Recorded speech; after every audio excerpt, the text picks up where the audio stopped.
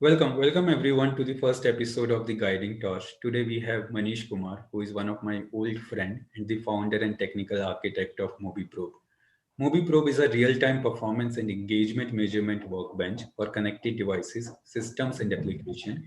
MobiProbe empowers its customers to solve their data quality problem by allowing aggregation of in-situ system engagement and performance data. MobiProbe is ranked as among the top 30 emerging tech companies in India by US Story. It is a part of Government India's STPI incubation program and also a recognized startup by Punjab government. Welcome Manish. Thank So you. Pleasure to be here. thanks. So Manish, to start with, I'll start with what was your childhood dreams when you were a kid? What you wanted to become? Right till the point I entered college, I wanted to be an astrophysicist and study astronomy as a career. Thanks, Manish. So it was more like you were always wanted to go towards science, and you ended up doing Yes. engineering and started Yes. your own company in the tech area also. So it's more or less Exactly. Yes. what you wanted to do. Yes. Yes. So engineering is something the default option that the first thing you have to do, especially growing up in a typical middle class Indian family. So I decided to that was but natural that I started to do my engineering. And during my college, I attended a couple of courses on economics, finance, and that really changed my perspective to a lot of things. And then I decided that business entrepreneurship, this sounds more exciting than astrophysicist, being an astrophysicist. So that pivoted everything, and then I am where I am today. Good to know that. So Manish, can you tell us what all have you done before starting MobiPro? Of course, sure. So it all started in 2008 when I was in the second year of my engineering. So at that time, the first business I started was called Youth Page. So that was an inter-college magazine slash newspaper that we used to publish. So a lot of fun getting the government approvals at that point of time. That gave me a lot of early stage exposure to how the government processes work. Then we got the government registration done after a lot of hard work, and we also printed out some additions to it. And then we were not able to raise enough money, and then it slowly died a natural death, which is okay looking back now. At that time, it was a very hurtful thing.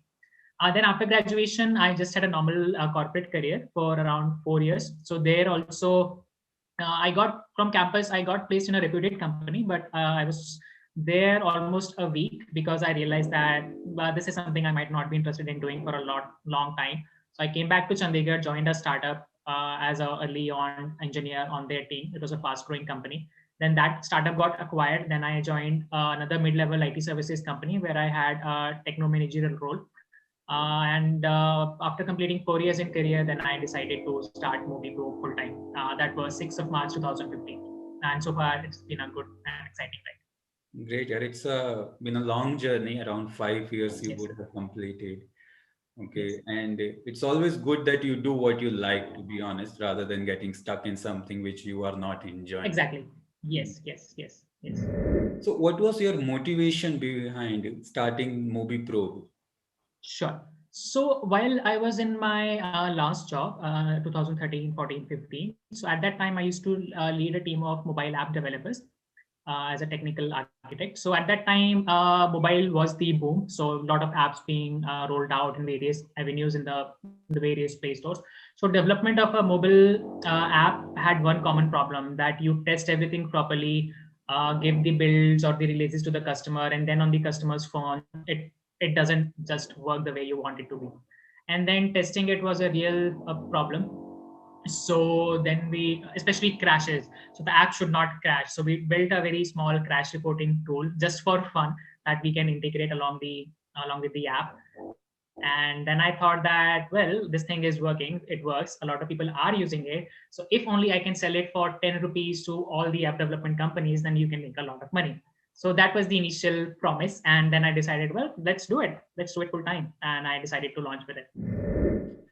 Okay, so what was the early days of MobiPro looked like, and how you Sure. evolved your business model in these 5 years? So when I look back, like as of December 2020, if I go back to December 2014, so when I was on my notice period, so I had everything worked up. We had some people using the solution, and in fact, the company that I used to work with, they used to use MobiPro, which was pretty exciting. Um, So it was fun. So we got some early on traction, but eventually then we decided that this business is not very scalable and financially sustainable, because of market dynamics. There were various other solutions that people had access to. Although we were engineering wise very much lightweight, much more efficient, but people can always use a free software within the same category in which mobile app performance and crash reporting was being offered, which MoviePro was also part of. So then we decided that this might not last a really long time. And then we went back to the drawing board and decided that, hey, we're also already collecting a lot of important performance data for a mobile app. So why not do it for industrial systems and industrial business applications, or maybe some physical machine or physical device. So rather than focusing on crash reporting, uh, data analytics or engagement data for mobile apps, we decided to do the same thing for businesses and ERP systems. So that was the pivot that we made somewhere around 2016. And right at that time, a lot of things worked. A lot of things worked in our favor. So in 2017, I got incubated at STPI. That gave me a lot of exposure, and then like since that point forward, then we are doing the current track that we are on. Great. So always don't start at the right path, okay? But it's important to Yes. start. And then as you move forward, you can always pivot your business models and move in the right direction. Thanks. Absolutely. So it's like a on the job learning. You will learn on the job. So no amount of motivational book or business success stories that you might read. Everybody is unique. So similarly, everybody has a unique life journey. So my story is totally different from yours or any of the viewers that are watching this video. So your path is custom and unique to you. So it will always be on the job learning, and we must always be open to accumulate feedback in terms of what the market is telling you or what your customers are telling you, and adapt accordingly, because things change, technology changes really fast. Yeah. Manish, as I'm aware that you have a certain Yes. physical disability also, Yes. means in your walking, but Yes. this physical disability has ever became a roadblock in your career journey, or has created a Mhm. mental block that you will not be able to achieve great heights in your life? And how did you overcome that particular thing in a way, if it has Sure. created anything in roadblocks in your mind? Sure. Sure. Uh, if I were to make an analytical assessment, I do not really think that this is my physical impairment. It's nothing more than, let's say, it's just a statistical fact. It doesn't really had made a difference in terms of the career trajectory I've had. Early on, there were certain mental apprehensions, which I think everybody has. For example, if you're moving to a new city from your hometown, then it's a change for everybody.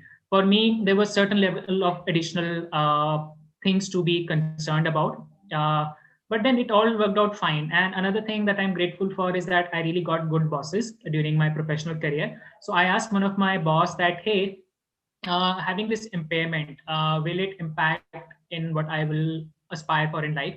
So my boss gave me a very valid answer. He said that, okay, your obstacles are only physical. Use money to overcome those.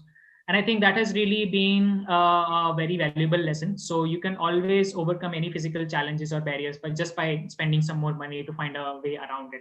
So you might have to go a little bit longer. For example, public transportation in our country is virtually inaccessible to me. So if I have to travel to Delhi from Chandigarh, so for a normal person, the expense would be 600 or 700 rupees, like a Volvo or a Shatabdi. But for me, there are only two ways to travel to Delhi. Either I fly or I book a private transportation. So that, like, you have from day one, I've been prepped for premium experience and premium thing. So I need to make a lot of money so I can be where I want to be. And yeah, I've been to a lot of places in the world, so it never really mattered. And while I was in the regular job, the only thing that mattered for my employers was how productive I am. Yeah, it's a very different perspective that you have brought, to be honest, on the table. Yes. That the physical disabilities that you have, you can always Yeah. overpower them with the money and Yes. by getting the services that Yes. you might need to overcome that Yes. physical disabilities. Thanks, Yes. thanks, Manish. Next thing I just want to understand, has COVID impacted everybody in this world? Has it impacted Yes. you also, and in what form has it impacted you? Sure. So COVID has been a great learning experience for us at MobiPro. There was a lot of changes that we had to make in our strategy. For example, when 2020 started, so we had lined up a lot of international expansion, global alliances were in place, and we had our entire like a growth trajectory set up. So we had to scale back or hold on to that just because early on, when during the lockdown period in March or like mid Feb and the start of March, so a lot of things were not clear. There was a lot of chaos for everybody involved. So we decided that okay, let's not overspend.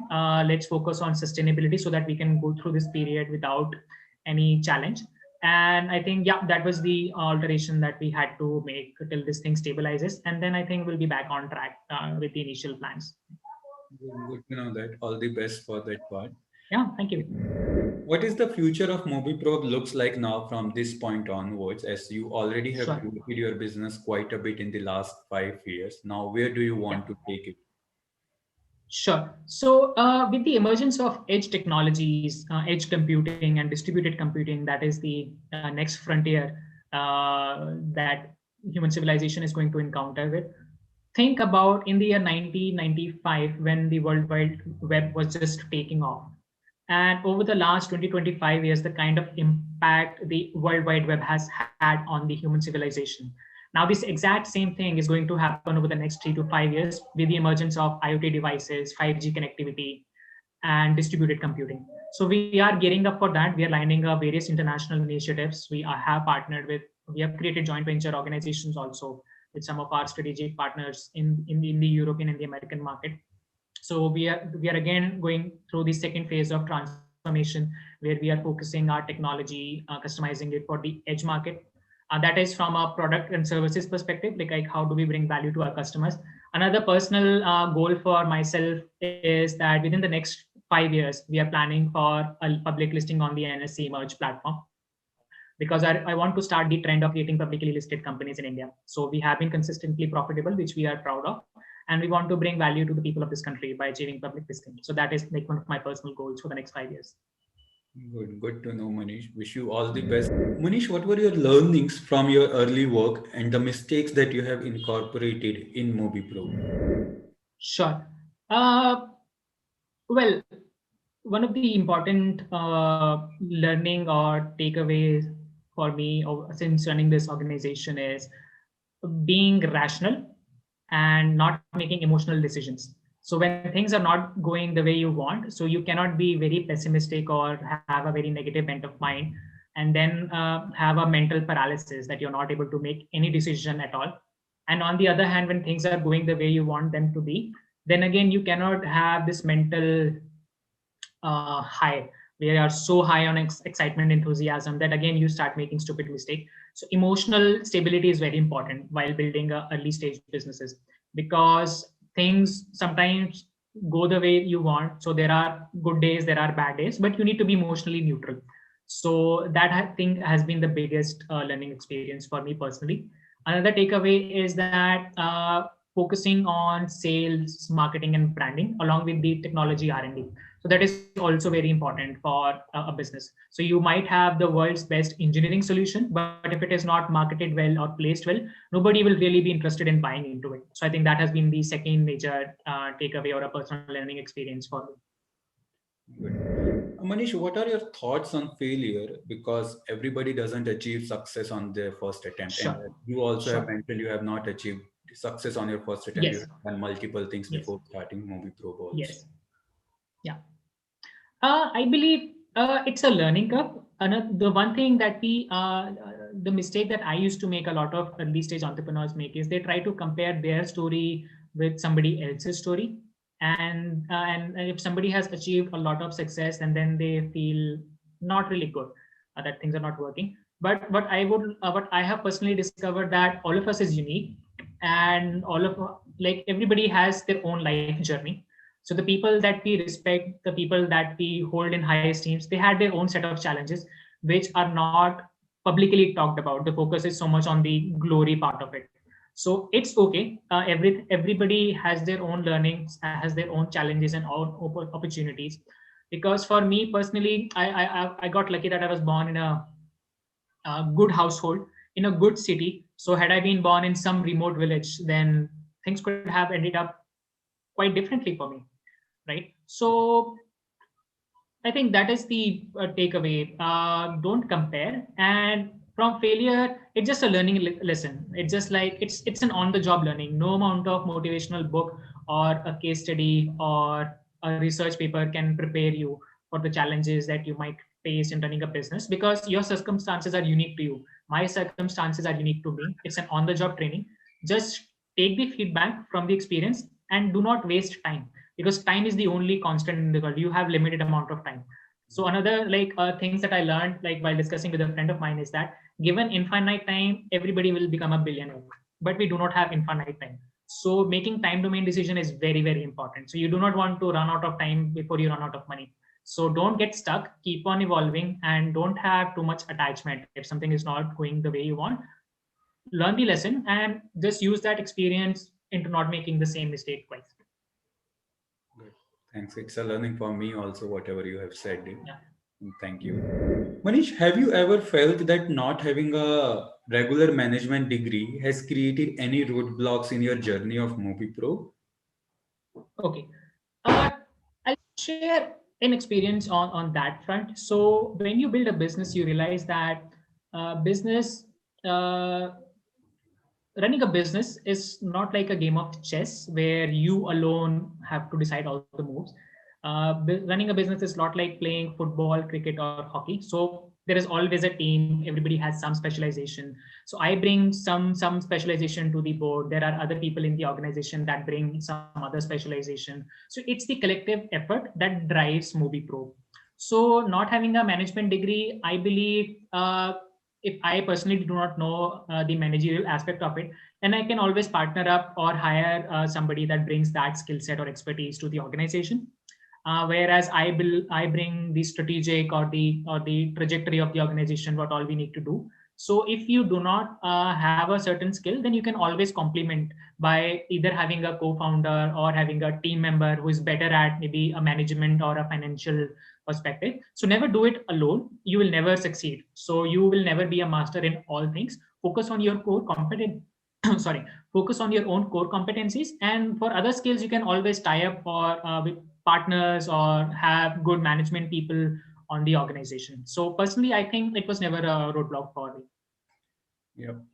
See, everybody is not 100% perfect. Like you're saying, everybody can't Yes. have 100% of the skill set. So partnership is Yes. really important to achieve success Absolutely. in whatever you are doing it. Yes.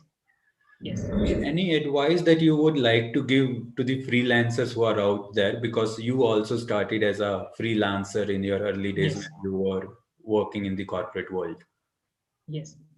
One important takeaway that I would like to share with the viewers is uh, don't short sell yourself, because see, time is limited in this lifetime. Money is infinite theoretically, with all the central banks printing all the fiat currencies.